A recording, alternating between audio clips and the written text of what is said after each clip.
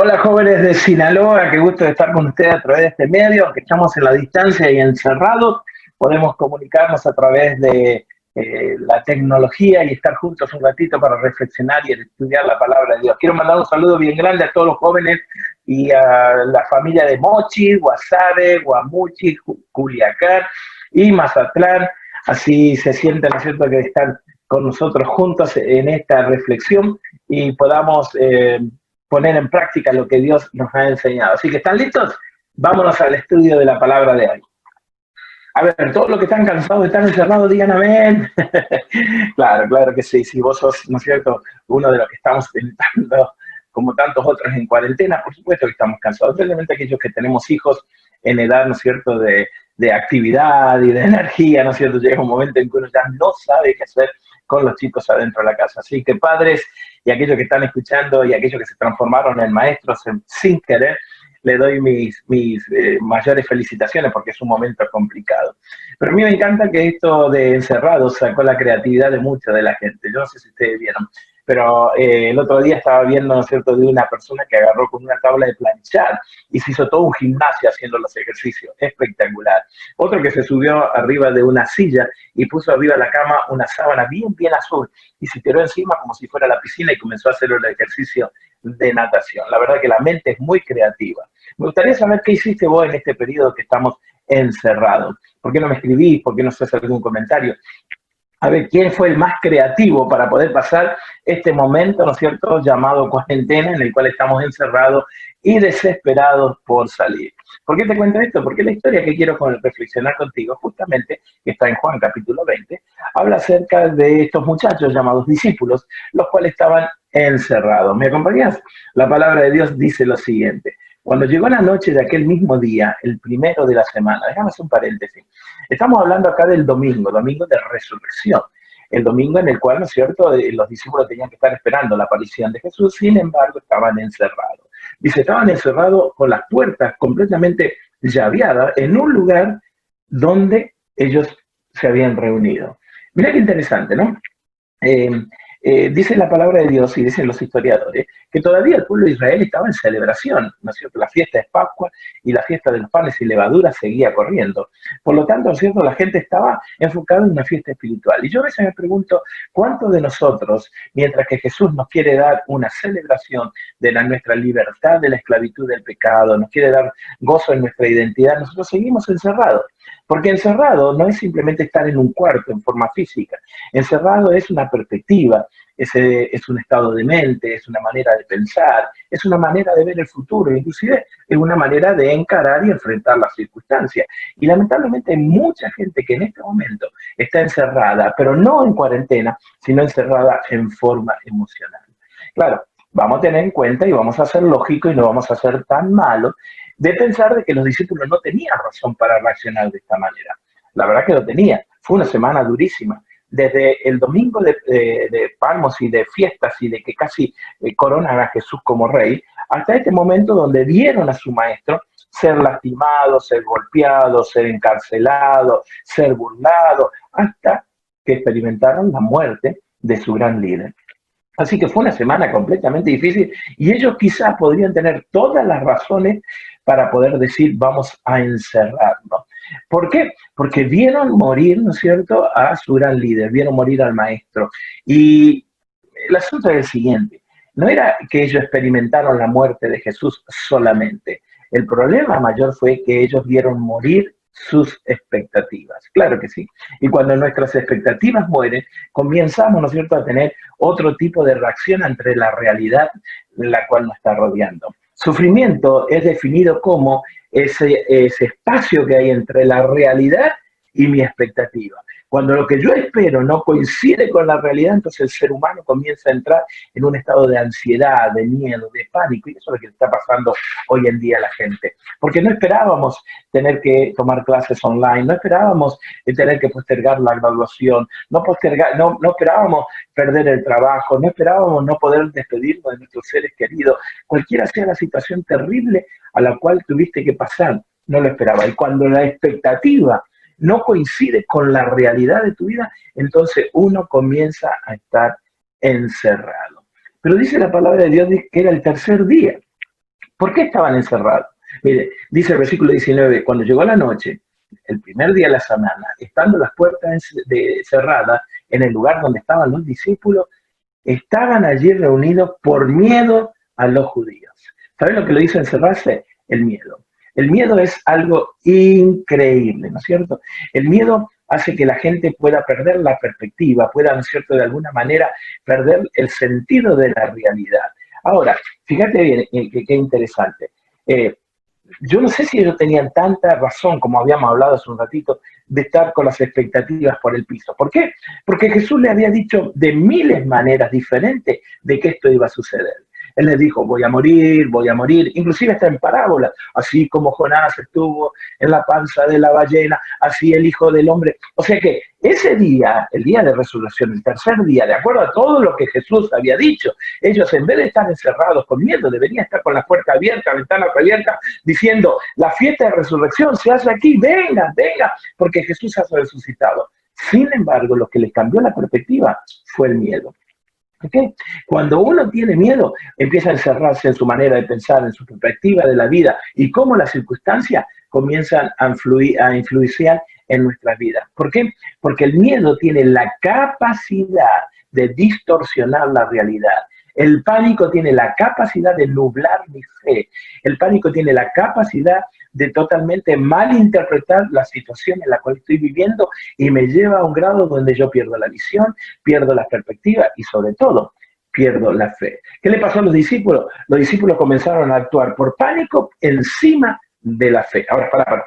Miedo es una emoción, yo creo, ¿no es cierto?, que es natural. Cuando vos te sentís atacado, ¿no es cierto?, tu reacción generalmente es o correr, o gritar, lo que sea, ¿no es cierto? Aquellos que le tienen miedo a los perros ladran y enseguida salta. Aquellos que le tienen miedo a las cucarachas, bueno, no sé si tenemos miedo o asco, pero no, enseguida tu reacción es, y es normal. El problema es cuando el miedo se transforma en una ansiedad. ¿Qué es la ansiedad?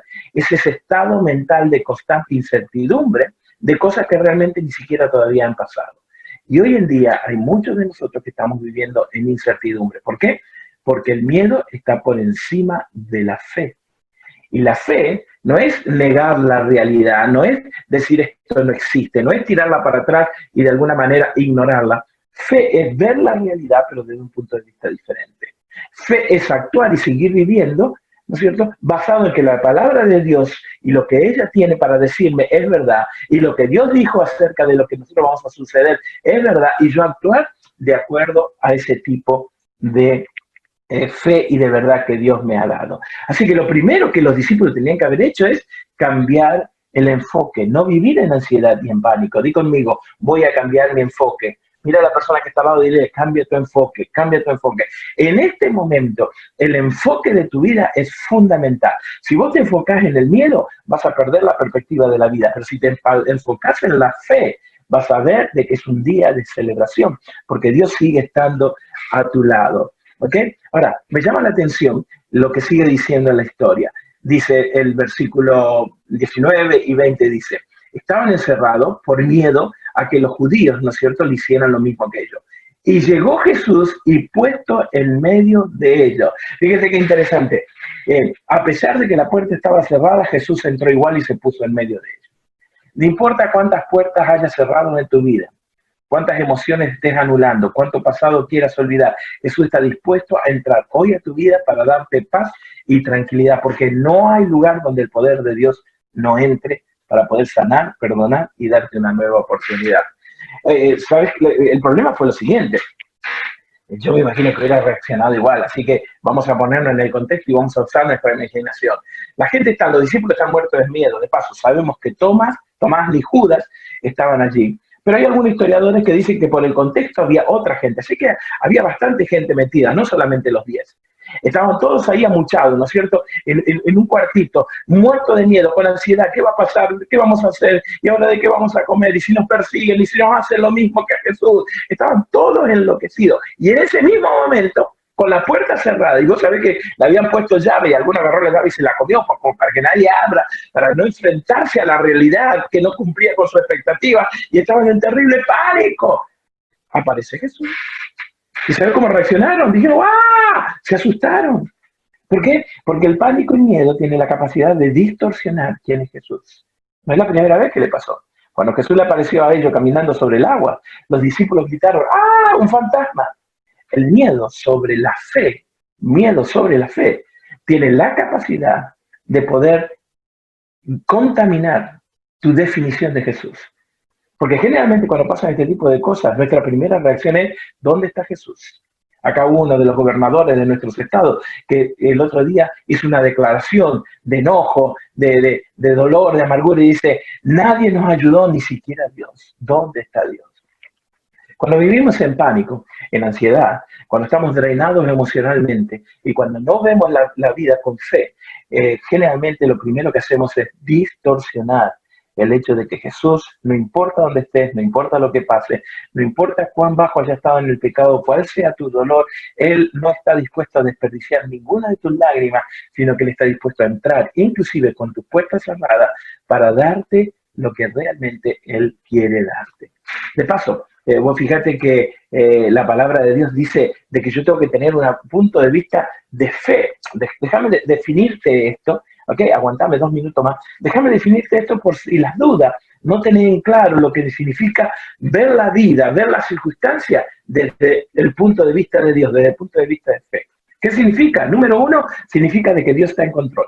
Esto no lo tomó por sorpresa. Número 2, Dios tiene un plan. Así que Dios va a sacar lo mejor de esto, en tu vida, en mi vida y en la historia del ser humano. Número 3, el plan de Dios te incluye a ti y a mí. Así que no solamente que Dios está en control y Dios tiene un plan, sino que Él sabe de que puede contar contigo y Él quiere contar contigo. Por eso quiere que te enfoques. Di conmigo, me tengo que enfocar.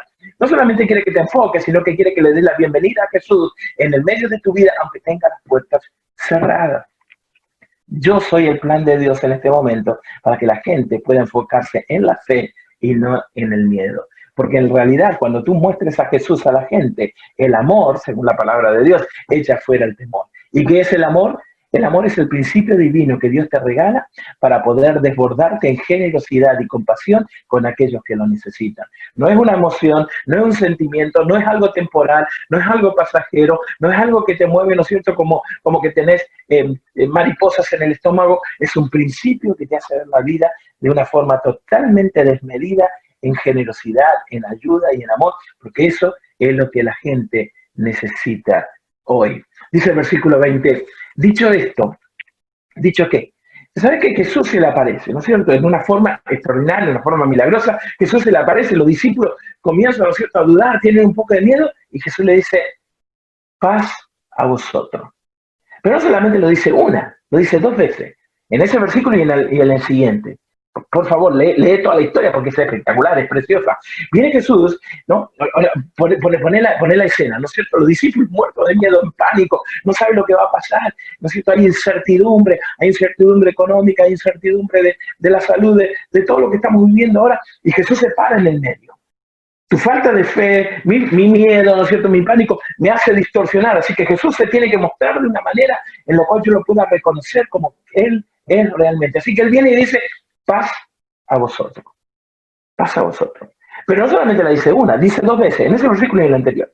En la Biblia, te quiero recordar, que cada vez que las cosas se hacen 2 veces es porque realmente son importantes. ¿Te acuerdas cuando Jesús le hablaba a la gente y le decía, desierto, desierto? Digo, la gente decía, no, para. Esto tiene un énfasis, hay que escuchar. ¿Te acuerdas cuando Dios llamó a Moisés, ¿no es cierto? Y le dijo, Moisés, le dijo 2 veces, ¿no? Como diciendo, hey, esto es serio, te estoy llamando, de alguna manera quiero comunicarme contigo. Entonces viene Jesús y le dice, paz a vosotros. Y acto siguiente, versículo 20, dice, y dicho esto, le mostró las manos y el costado. ¿Por qué? Porque la primera paz que Dios te quiere dar es paz acerca de tu pasado. Esa mañana Jesús había pagado la deuda que vos tenías, que yo tenía, con respecto a nuestros pecados. Él se hizo nosotros para que nosotros seamos y podamos vivir como Él. Así que viene Jesús y le dice a los discípulos, muchachos, paz, tranquilidad. No como la que el mundo da, no temporal, no pasajera, no emocional, sino una paz que te lleva a mirar la vida con una calma, completamente seguro de que Dios está en control, de que Dios tiene un plan, de que Dios me incluyó en el plan y que nada que pase en mi vida no va a ser permitido por Él, porque Él quiere mejorar mi carácter y quiere hacer cumplir sus planes en mi vida y yo soy parte fundamental. Es espectacular. Pasa a vosotros. El problema es que hay mucha gente que sigue mirando atrás y sigue viviendo en el pasado. ¿Sabes por qué hay mucha gente que tiene pánico? Déjame decírtelo. Porque tiene miedo a morir. ¿Y sabes por qué tiene miedo a morir? Porque no ha vivido. Porque se ha pasado toda la vida dando vueltas en cosas que realmente no valían la pena. Y se dan cuenta ahora de que al salir al supermercado se encuentra entre la vida y la muerte. Y resulta que dicen, ¿cómo voy a morir si miro para atrás y no hice nada? Y resulta que ahora que estamos encerrados, que no es una cuestión solamente física, es una cuestión emocional, es una cuestión mental, es una cuestión de fe, es una cuestión inclusive, ¿no es cierto?, de tu relación con Dios. Porque ahora te diste cuenta de que te falta la iglesia y resulta que no sabes ni siquiera cómo tener una experiencia personal con Jesús. Y te diste cuenta de que no es el edificio, que no es una religión, es una relación lo que Dios estaba buscando contigo. Y por eso hoy la gente tiene mucho pánico, inclusive muchísimos cristianos. ¿Por qué? Porque se dan cuenta de que no han vivido. Que miran para atrás y todavía los errores los siguen alcanzando. Y lo que decía la gente y lo que las metidas de pata. Y viene Jesús en un momento extraordinario, cuando ellos estaban encerrados, y le dice, tranquilos, paz. Paz del perdón, paz de sanidad, paz de comenzar de nuevo, paz de reflexionar para poner tus prioridades en orden, paz de dejar de mirar para atrás porque tu pasado ya no existe, porque lo acabo de pagar totalmente para que vos no te tengas que preocupar nunca más. La pregunta es, ¿vas a aceptar esa paz? Después viene Jesús y le dice lo siguiente. Dicho esto, le mostró las manos y los discípulos se regocijaron. Fíjense cuál es la reacción. Cuando vos mirás la vida con fe, cuando vos tenés una perspectiva correcta de quién es Jesús, qué es lo que hace Jesús y cuál es el poder que Jesús te quiere dar, entonces tu vida va a regocijar. No va a estar más encerrado. Capaz que estás encerrado físicamente, pero tu mente va a dejar de pensar como esclavo, que era justamente la celebración que estaban teniendo. No vas a pensar como esclavo, vas a pensar como libre y vas a celebrar de que sos parte del plan de Dios.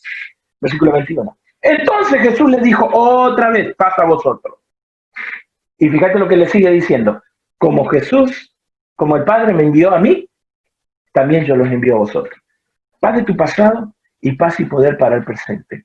¿Por qué? Porque mucha gente que en este momento depende de que vos agarres el teléfono y pueda testear algo positivo y que les pueda decir a la gente, Dios está en control, Dios va a sacar todo esto adelante y ojalá, ¿no es cierto?, que esto sea el camino directo a la segunda venida de Cristo. Así que la segunda paz es la paz que el Señor le da para que los discípulos tengan la seguridad de que el poder de Dios va a estar con ellos constantemente hasta el fin del mundo. Hay un versículo que se está repitiendo mucho hoy en día por la situación, y es Filipenses capítulo 4, versículos 6 y 7, y te lo quiero leer.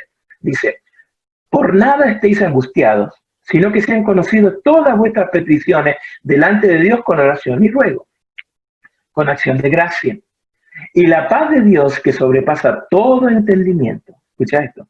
La paz de Dios que pasa todo entendimiento. La paz de Dios no la entiende nadie. No es un momento de sosiego. No es un momento en el cual vos sentís seguridad económica. No es el momento en el cual vos decís, estoy protegido en casa. No.